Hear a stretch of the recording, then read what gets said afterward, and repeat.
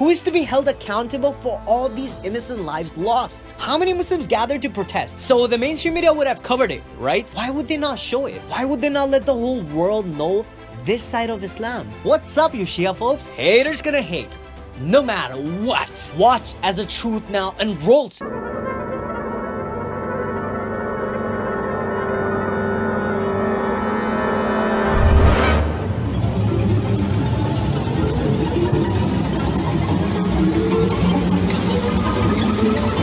Assalamu alaikum wa rahmatullahi wa barakatuh. Do you remember what happened last month in Karachi, Pakistan? Well, of course you do, because it went viral on social media. For those who still don't know, let me tell you.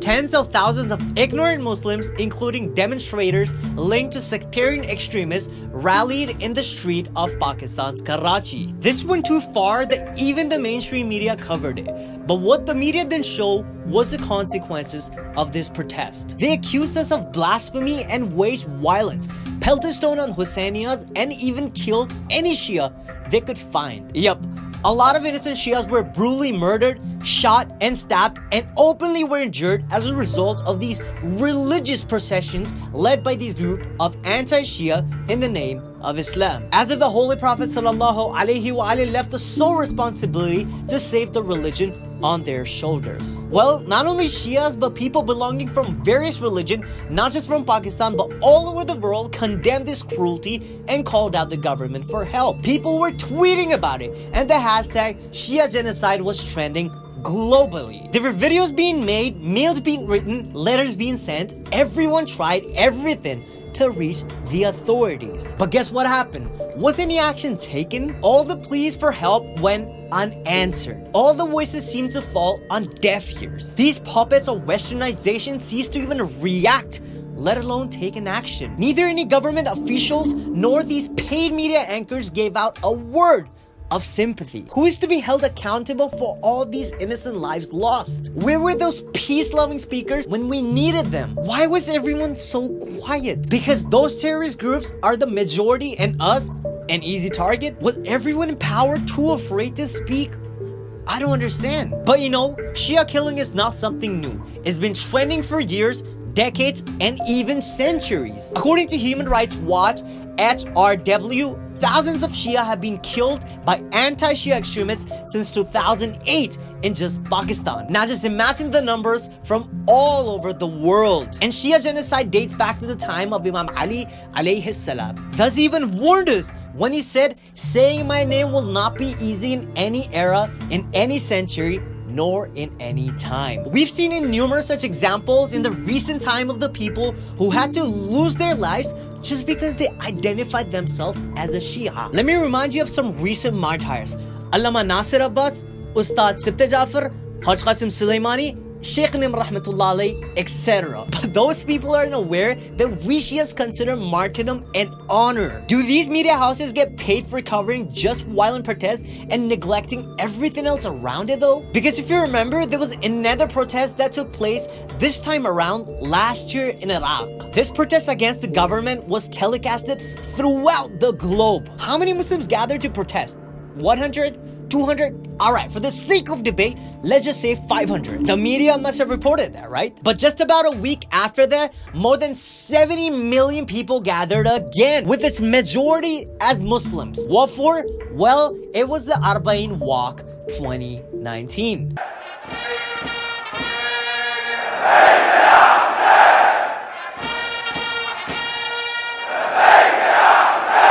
So the mainstream media would have covered it, right? After all, 70 million. Nope, because it wasn't a protest, nor was it a terrorist attack or a bombing. It was nothing violent associated with the name of our religion, Islam. It was a simple, religious, peaceful, and generous gathering. In fact, the largest gathering in the whole world, which by the way holds a Guinness World Record for that. So why would they not show it? Is it a conspiracy? Why would they not let the whole world know this side of Islam. Well, why can't we see that all they've been trying to do is defame our religion and promote Islamophobia? They don't show it on TV because of course it's something that can't give the rest of the world that associate the term terrorism with Islam another chance to criticize Muslims again. Talking about the phobia though, what's up you Shia phobes? Well, let me ask you all something. Why are you so obsessed with us?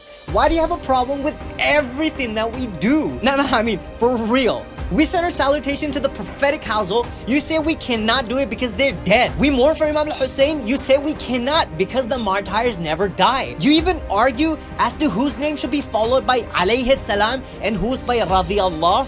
I mean, are we even in that position to comment on that? Verse number 10 of Surah Al-Hujurat from the Holy Quran states, إِنَّمَا الْمُؤْمِنُونَ إِخْوَةٌ فَأَصْلِحُوا بَيْنَ أَخَوَيْكُمْ وَاتَّقُوا اللَّهَ لَعَلَّكُمْ تُرْحَمُونَ. Believers are brothers to each other. Therefore make peace between you two brothers and fear Allah so that you may gain mercy. And not just that, Imam Ali alayhi salam also says a person is either your brother in faith or your equal in humanity. But no matter how hard one tries, as Imam Ali alayhi salam also said, there will be people who will love us even if we cut them into pieces, and those who will hate us even if we feed them pure honey. Haters gonna hate no matter what. The month of Muharram troubles them, our majalis trouble them, our chest beating trouble them, and our existence troubles them. But Habibi, isn't beating one's chest by chanting Ya Hussein better than taking away innocent lives by shouting Allahu Akbar? Just asking. Is it mourning for the martyred family of whom we love dearly, the Ahlul Bayt alayhimus salam, better than leaving hundreds of innocent families mourning for their loved ones? But guess what we get to hear at the end? But you know what? I say this on behalf of every Shia ever existed on the face of this earth. That if loving the family of the founder of our faith wholeheartedly makes us kafir, then yes, we Shias are kafir. If our loyalty towards the most loyal Abd Falil Abbas makes us kafir, we are kafir. If our sacrifice on the path of the one who sacrificed to save us, Abu Abdullah al-Hussein alayhi salam, makes us kafir, we are kafir. If cursing the enemies of Allah subhanahu wa ta'ala makes us kafir, we are kafir. If keeping the word of the Prophet of Allah makes us kafir, then we Shias are happily kafir. Okay, I buy that. We're kafir. We're kafir like Abu Talib. And you're Muslim.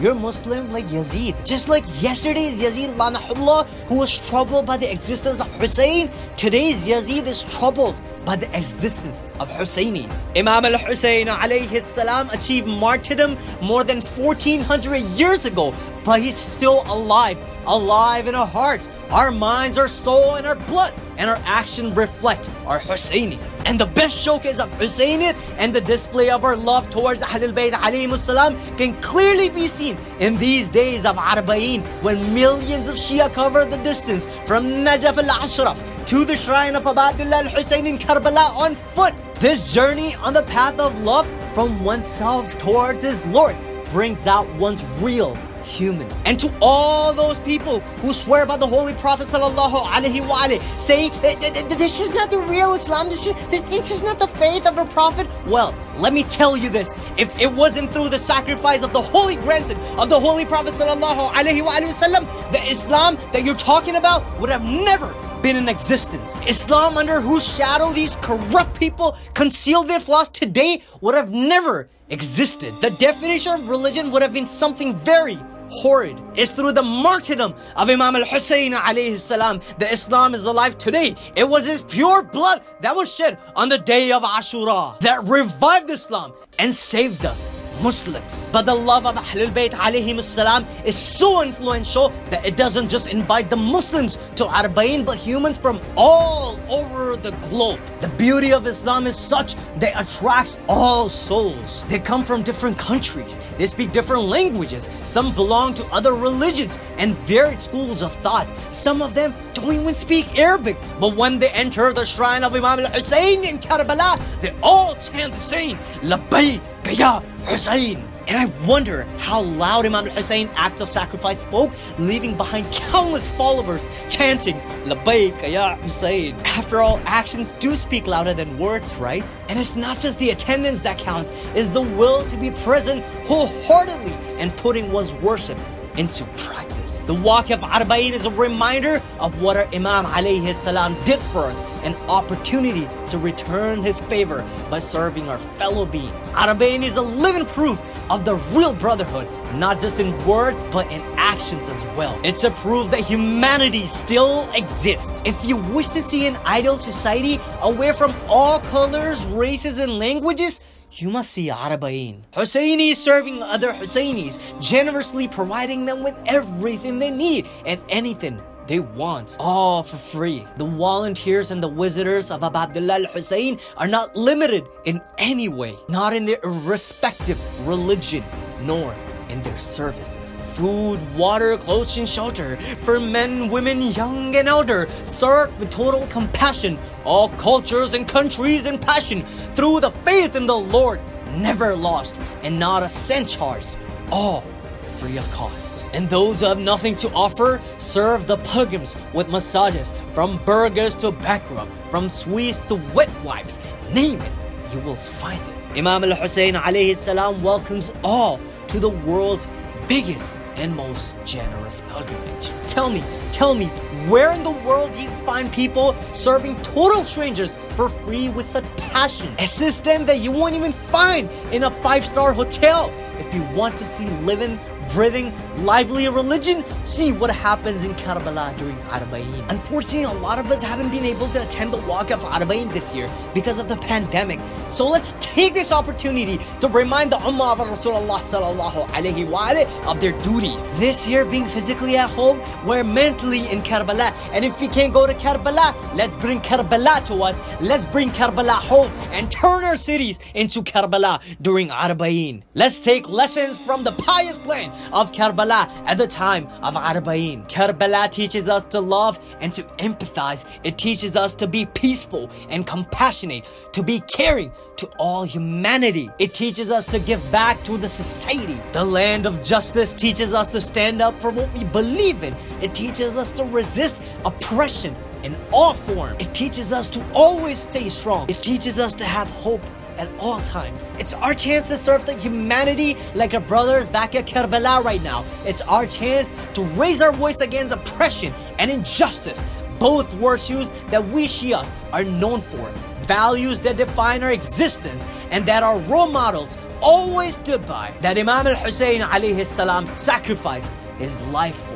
The least we can do is spread awareness. Let the whole world know about the two opposite sides of the Muslim world. One that witnesses suffering, the other that sees contentment.